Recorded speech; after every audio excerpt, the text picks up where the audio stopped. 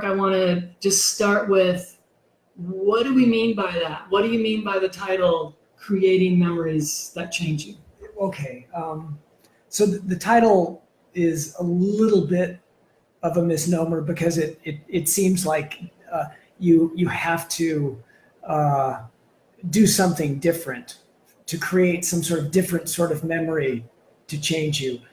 But the truth is that everything you experience changes you. So it's important for people to understand that we're coupled. Our brain and our body is coupled with the environment, the people we live with, the experiences that we have. Everything that we learn changes us, and I'm physically, so rewires our brain. So it's really important to understand that if you feel stuck in your life, really with regard to anything, a physical problem, a psychological problem, that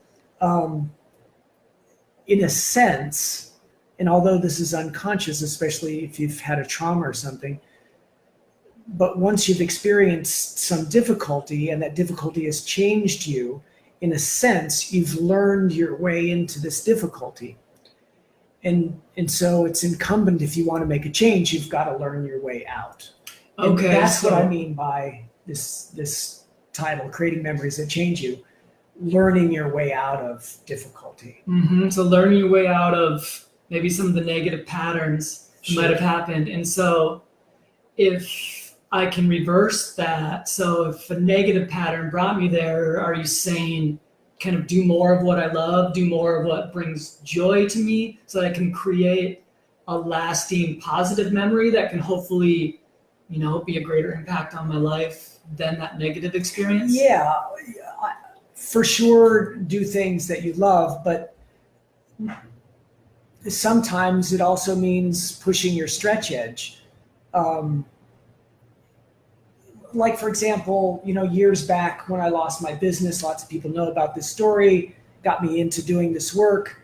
Mm-hmm. I really sort of hit a rock bottom in my life, and I was sort of bouncing along the bottom with a bunch of repetitious patterns, behavioral health patterns, stress illnesses and such. And the only way I sort of turned that around is I got out of my comfort zone.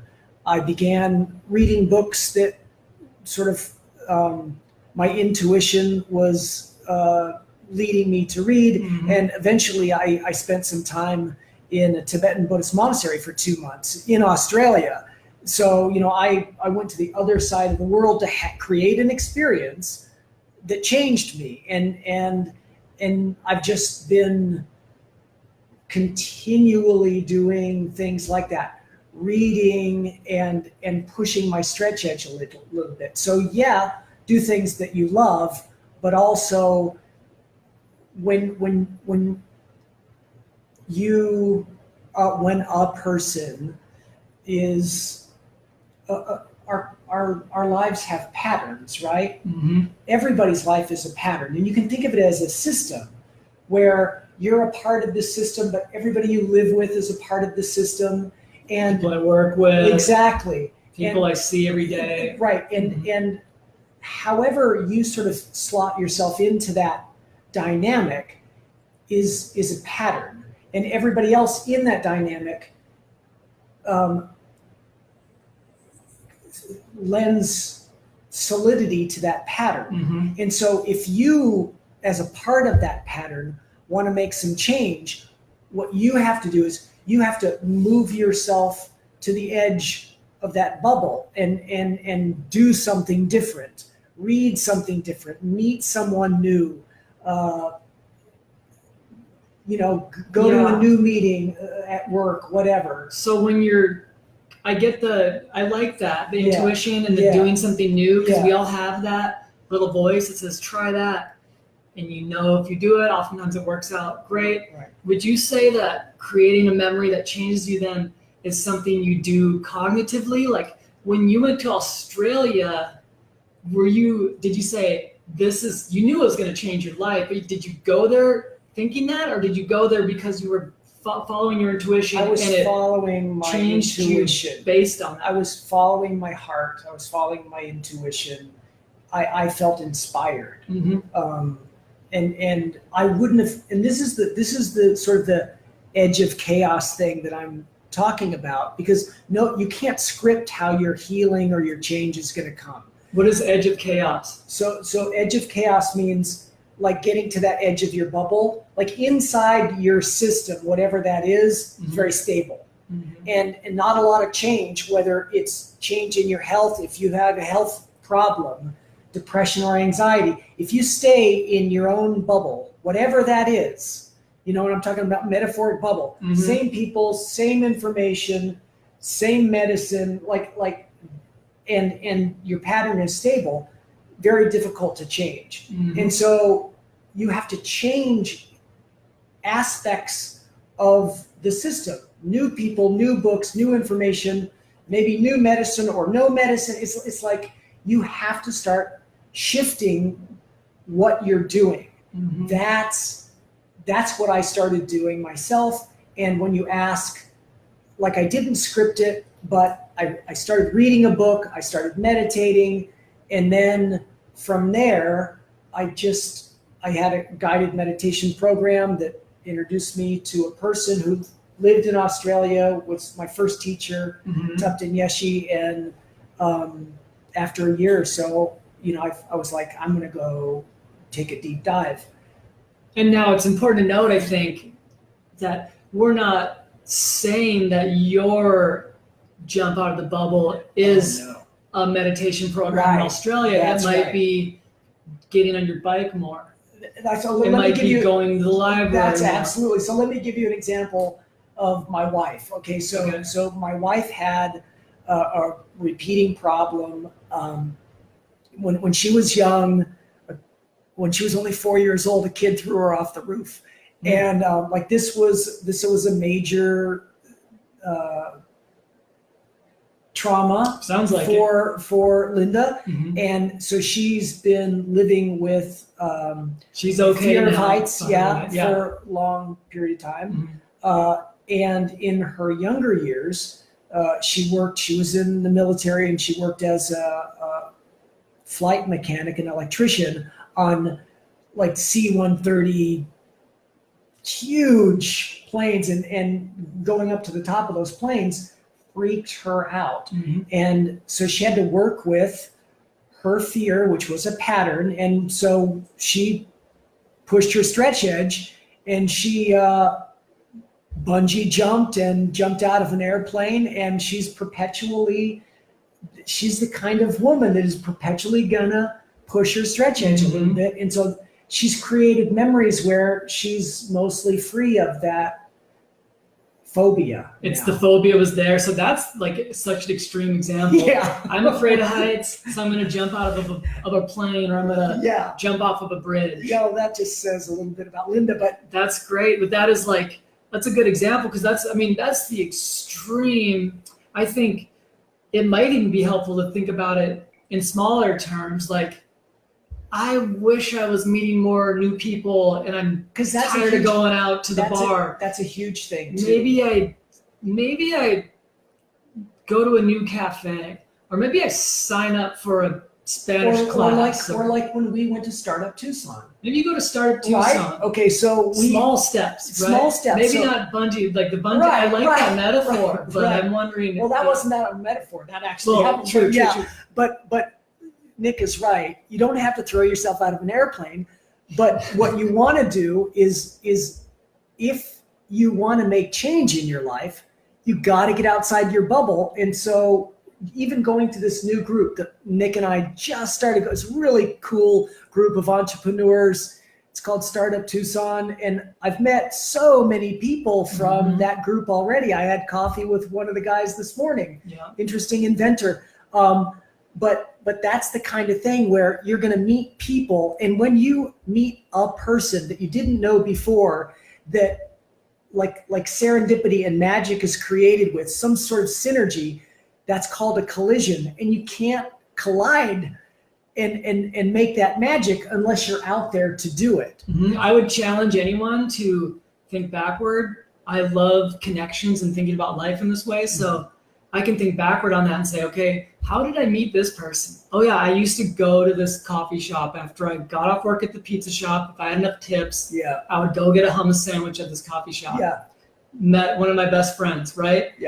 I eventually moved in with her. We, met millions of friends through that. Eventually, that's really how I met my wife, is because she worked at that same bakery, and she was a good friend of my friend Megan, who I would just, again, I had enough tips in my pocket, and I would go there. So like, I like to challenge people to really look back and say, because I think everyone has something like that. It doesn't have to be huge, but how did I meet that person? Oh yeah, I just went to this thing that I wanted to do. It was part of me, and then now look at where that has led. Absolutely. So I think that's kind of everywhere. Like the movie that we're working on right now, Is Your Story Making You Sick? That's coming out real soon. That would not have happened unless like those little serendipitous and a million of them happened over the course of a few years that ended up creating this piece of work. And that's how it always happens. There's no 5 secrets of success, like 5. There's the way life works. And the way life works is, if you want to change a living system, you have to take that system and move it to the edge of its bubble and get it outside its normal operating range. That's when something new is going to happen. That's when change is going to happen. So that all makes sense to me. I think I could use a little more explanation about the living system, but maybe you can put it in terms of this. So feel free, anyone who's watching, to comment and say, what about this situation? Or how do I get through a situation like this? But I'll pose one, and maybe it'll resonate with someone. So say I'm having problems with a coworker, or maybe I'm having anxiety in a certain situation. Or maybe I'm feeling like I have an unhealthy relationship with a family member or something. How do I really dive in and start creating a memory that will change me in that specific situation? Okay, so we did a Facebook Live a few times ago, and it was about what's the one thing that's the most important thing to do. And we talked about mindfulness-based attunement, sensing inside of yourself with acceptance and care in a given situation, and a wish for the highest good. So I'd say that. But behind doing that is still what we're talking about, is that impetus to, what, stuff's not working for me right now.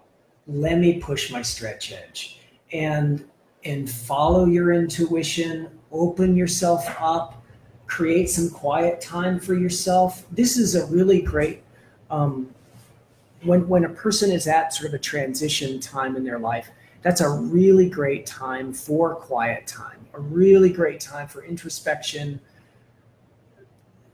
sitting with a wise and kind person that, has lots of life experiences and can share, not necessarily give you advice, just, share what worked for him or her.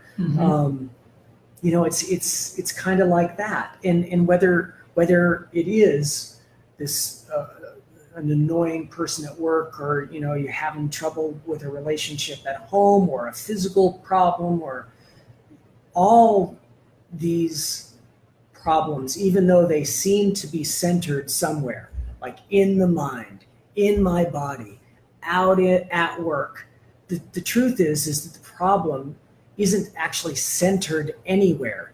It's part of a larger system that you're involved with. Everything in your environment, everything you see and hear and think and feel contributes to either the stability of that pattern or the fragility of that pattern. Is it breaking the pattern down in some way, or is it making it more solid? And so that's the kind of thing where, the meditation and the mindfulness, taking a class, like this 21 days, if anybody is inspired, just start listening to meditations. And I don't want to get on a sales pitch here, but that's kind of how it starts. It can be as easy as that. Yeah, I can get on the sales pitch too. It's not a sales pitch because it's free, but it's a 21-day meditation program. Yeah. Just go to skillfullyaware.com, put your name and email. You'll get 21 days of guided meditation and insight put together by Mark. So let me just say one thing about the insights. I've been meditating a long time, and I've had some of the best meditation teachers in the world. Shinzen Young and John Yates, his Dharma name is Chuladasa. And because I've had such great teachers,